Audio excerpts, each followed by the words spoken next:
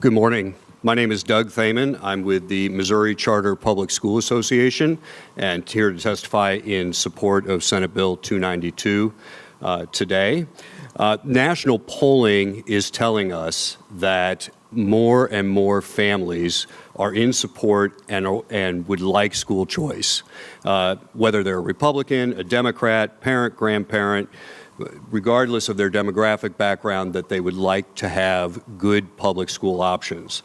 In Missouri right now, we have over 400,000 students who are public school students who have tested as not being proficient in either English, reading, or math.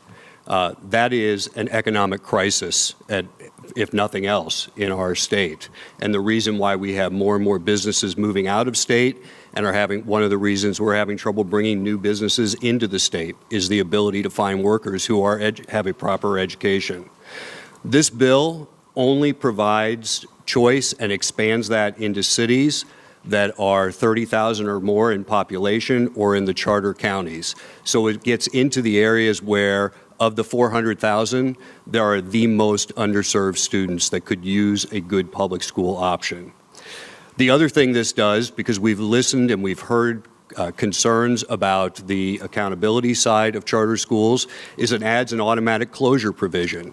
So that right now, when a charter school is not performing or is struggling with their performance in their first 5 years, they can be closed. If they're showing a trend in the right direction, but they can be renewed, but only for 3 years. And then if they're still not performing, they're automatically closed at the end of that third year. These will be the only public schools in the state of Missouri that automatically are forced to close if they're not meeting the needs of kids. I forgot to mention that the chairman always gets an opportunity to interrupt at most any time. So what happens to those students if the charter school gets closed? Where do the students go? Those students are assisted in identifying and helping their families find better public school options. Okay. All right, go ahead. So at this point, those are my main points. I'd be happy to take questions if anybody on the committee had them. Thank you. Okay, thank you. Any questions as witness? Senator Arthur. Didn't know you were here, and I see you. Hi. Snuck in. Thanks for your testimony. Sure. You mentioned the underperforming aspect, which seems new to the bill, or this year's version of the bill. Do you know how many schools would currently be considered how many charter schools would be considered underperforming right now?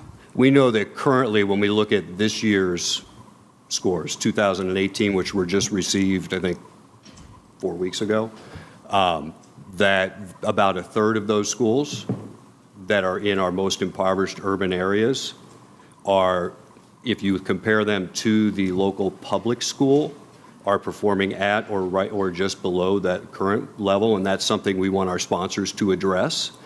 We know that more and more when we look at the performance of these individual schools, more charter schools are performing above the district average and are performing above their peer counterparts. If you wouldn't mind going back and looking at the data over the last 3 years and just giving me an idea of that number and a percentage relative Sure. Yeah, to we're happy to do the that. overall, I appreciate that.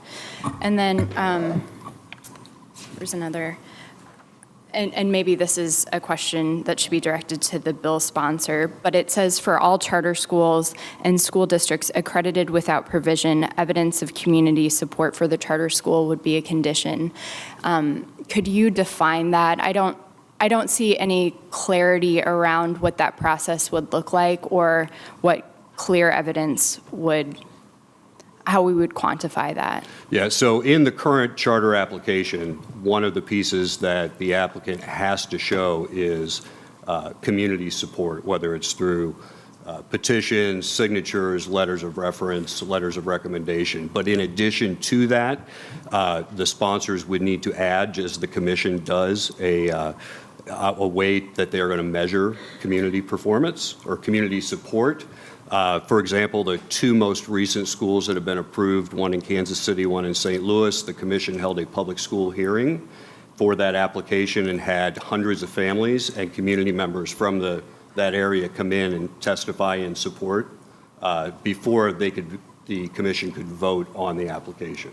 If there's competing support and opposition, then how would they make a determination whether it's overall support? Well, then it's incumbent on the sponsor to make the right decision, and whether that be whichever way that goes, depending on the support. But a part of their responsibility is to listen to the community and only to put these schools in locations where there is support. And then even with that, no parent is ever forced to place their child in the school.